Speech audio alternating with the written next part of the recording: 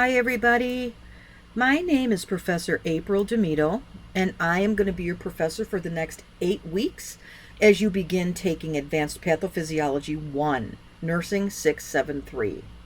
Now, I realize the course doesn't begin for a week, but there are some things that you have to have in place before the start of this course. And I normally write, or not write, but make a video for each course as an orientation of sorts so that you have an idea of how the coursework is set up. So I decided to submit that a week early to give you time to sign up and register for the things that you need to as the course begins on Monday. Your first assignment begins on Monday. So let's look at the syllabus and see what that entails. The syllabus is set up very much like other syllabuses in the courses that you've taken, or syllabi rather, course outcomes and course materials. Now, this is what you may not be familiar with. This course incorporates real DX video case studies. And I really like this format. It's a database of clinical case studies that you're going to be utilizing each week as you develop your treatment plans. Students are going to have access to 6 cases per 2-week cycle, but you're only going to have 2 cases per 2-week cycle. Now, this course does consist of group work. However, for the first 4 weeks, you're going to be completing these assignments on your own. So there isn't any group work until week 5. So for the first 4 weeks, you're on your own. You have to complete the assignments on your own, and that's pretty much for me to help guide you in the format and the structure, because there's a lot going on in this class. I think you're going to find it one of the most beneficial courses that you take, but it's also one of the most challenging. It's my job to take you from being an RN who takes orders at the bedside or in the office or wherever the place of work you're at, and turn you into someone who sees things through a different set of eyes. You're going to begin seeing things through the eyes of a provider, and it's different. The documentation is different, the expectation is different, and it's a bit of a transition to get you there. So with Real DX, you are going to have the opportunity to observe these cases, develop differential diagnoses, to come up with treatment plans for these patients. And then you'll actually be looking at what the provider has diagnosed and what the provider has treatment plan is. And you can compare what you thought should be happening to what the provider actually did. And what makes this even more valuable is that these are actual patients. So these are actual patients going through these disease processes that you're seeing, so it isn't something that's been made up, or it's not a group of people acting. This is the real deal, just like you're going to see when you're practicing in the office or in the hospital or whatever setting you choose. Now, the first thing you need to do is sign up for Real DX. You should have an invitation that was sent to you similar to this. Look in your junk file. If you don't have it, you can't find it anywhere, I want you to go to this email, sgcs4help@olivet.edu. Let them know that you're in Pathophysiology 673 and that you did not receive an invitation to join Real DX, and they'll take care of it. Once you click on this complete profile button, and you're going to be prompted to enter some information. You have to pay a $59 access fee. That's just a one-shot deal. It's good for a year, so that'll cover your fees for Pathophysiology 1 and 2. Now, weekly access, you can either go to this link, or the link is in the module, so you'll see that as well. And you'll see the cases within the course, and you'll find that you can see the cases, and the cases are structured in what they call drawers. And on Monday, a certain drawer is open, and on Thursday, a certain drawer is open. So you don't get all of the information at once. They give it to you in pieces. So that's what I want you to do. I want you to sign up for Real DX. That's a really important piece. Now let's go to the modules. All right. So here, as we look through the modules, you have resources here. Instructor bio that tells you how to get in touch with me if you need me. The best way to get in touch with me is always through email. I have my smartphone hooked up, and I generally will get back to you within a couple of hours. If I've not responded to you within 2 hours, then please send me another email. If I don't respond, then something perhaps is wrong with my email, so then I want you to text me. Information to text is in my instructor bio. I discourage you from calling me, and the reason being is that I don't answer the phone if I don't recognize the number. So if you desperately need to speak with me, I encourage you to send me a text. Professor DeMito, I need to speak with you. I am so-and-so from 673170. Can you please call me back? And then I'll call you back as soon as I can. Or I'll send you a message and I'll say I'm in clinic right now, or I'm in a meeting right now. I'll get back to you in an hour. Okay? You also have some great APA format resources here, and I am a stickler for APA.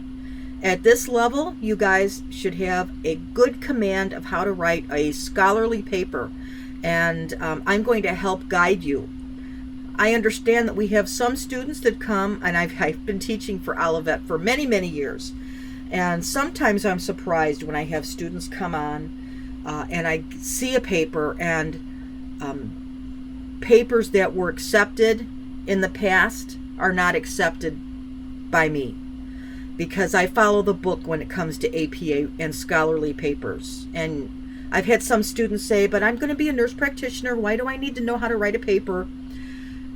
It's very important, because writing a scholarly graduate level paper shows to me that you have the ability to critically think and to put complex concepts into a logical paper. So it is very important. The MSM handbook, if you haven't looked at it in a while, go over it, because it has some really important information in there. It talks about plagiarism. It talks about what the expectation is for discussion posts. So I would definitely look at that. And let's see, Examity. You are going to take a midterm and a final in this course. So I strongly urge you to sign up for those tests ASAP. So the same day that you're signing up for your Real DX, sign up for your exams. And the reason I say that is because there are certain pre-designated slots. The exams are typically on a Friday and Saturday of week 6. I'm wrong. I'm thinking of my 12 week courses of week 4 and then week 8. So if you don't grab a spot, you may have to make some adjustments through work, or maybe you have something going on that day. We do not change exam dates. There are very few exceptions. I've had some people who,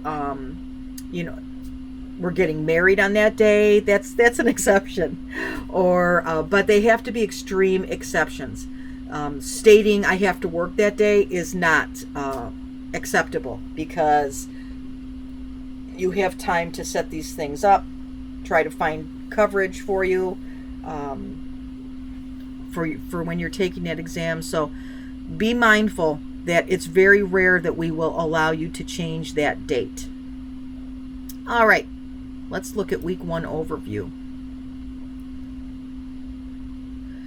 We always start with the Reflecting God and devotion, and I urge you to go to the Reflecting God website.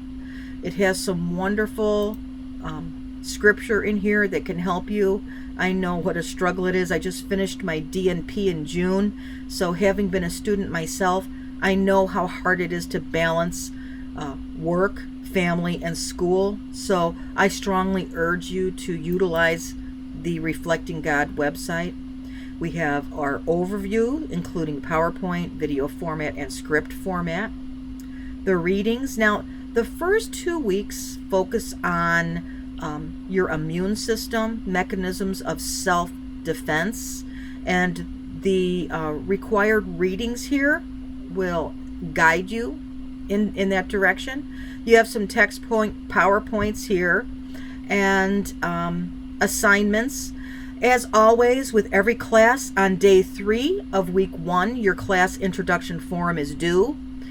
You may know the other people in the course, you may not, but I don't know you, so tell me a little bit about yourself, where you're coming from, what your experience is in nursing, how long have you been a nurse, where do you live, do you have kids, you know, anything that you feel as though you'd like to share with us.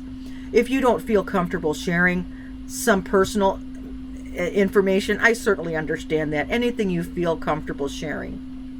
Now let's go to this important piece here. Week 1 and 2, individual case study discussions. Now remember, we're not doing groups until for the first 4 weeks. So you can see when we look at this page, we have 3 groups, 1, 2, and 3. And you're going to be assigned to a specific group. I'm going to do that as soon as I'm done with this video. In this case discussion forum, individual students will post diagnostic process for their 2 assigned video cases. So whoever is listed in group 1, your case video case will be 504 and 391. Group 2, 761, 121, and then group 3, 801 and 385. Now bright and early on Monday morning at 8:30, patient videos and assessment data will be available to be reviewed by students when accessing RealDX. Each student is going to work to create a list of subjective and objective information relevant to their differential diagnoses with rationale for each diagnosis made. So you have to have a minimum of 3 to 5 differential diagnoses on these patients. Each individual student posts a differential diagnosis including subjective and objective information from the patient video and the assessment data. Additional labs, diagnostic testing, if any, that the student would order. The differential diagnosis with a rationale for each potential diagnosis. So it's not enough to say, I think my patient has appendicitis. You need to tell me exactly why you think your patient has appendicitis. That needs to be posted by week 1, day 3 at midnight. You will copy and paste it to this reply link down here. Please don't make a Word document and attach it here. I will ask you to copy and paste it because it's very difficult for others to look at it, for me to view it, for me to make comments. So please, I'll ask you to change that if you do that. Now, on Thursday at 8:30 a.m., all video case studies for this week will be opened with all drawers and information visible for viewing. Students will compare their treatment plans with that of the healthcare professional provided, considering the discrepancies noted. Oop. Yeah, that's right.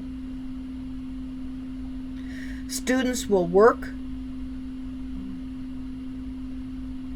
Oh, I'm sorry, I made a boo-boo.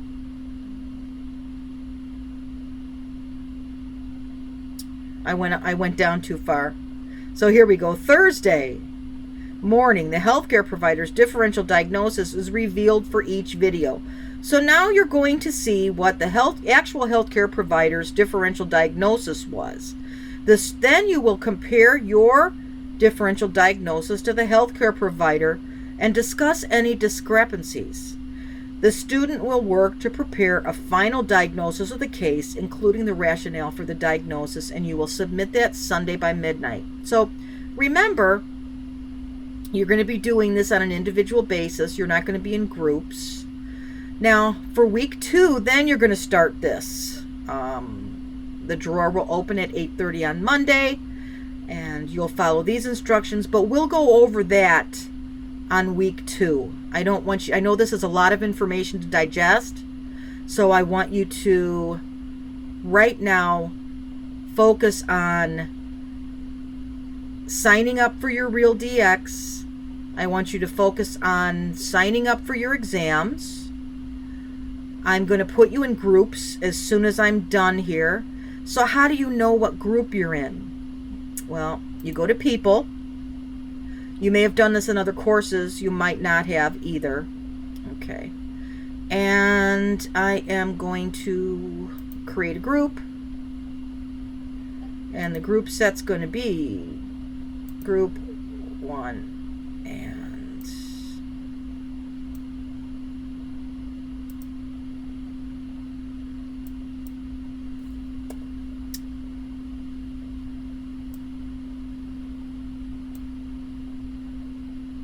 all right, so there, it's done. And now I'm going to set another group for weeks 2 and 3.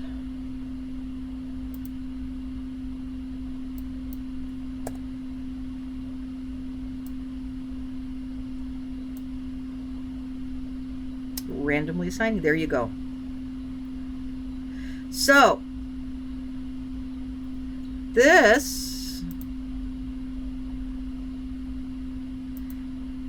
I'm going to edit this so that it'll be a little clearer for you. Group 1.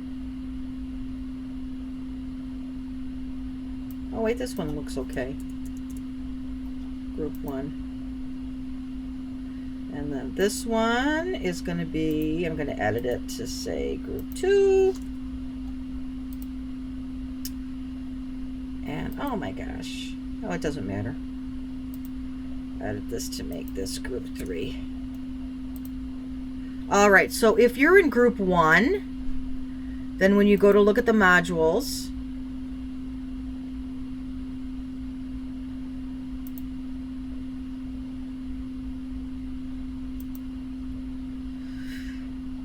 Group 1, you have case number 504 and case number 391.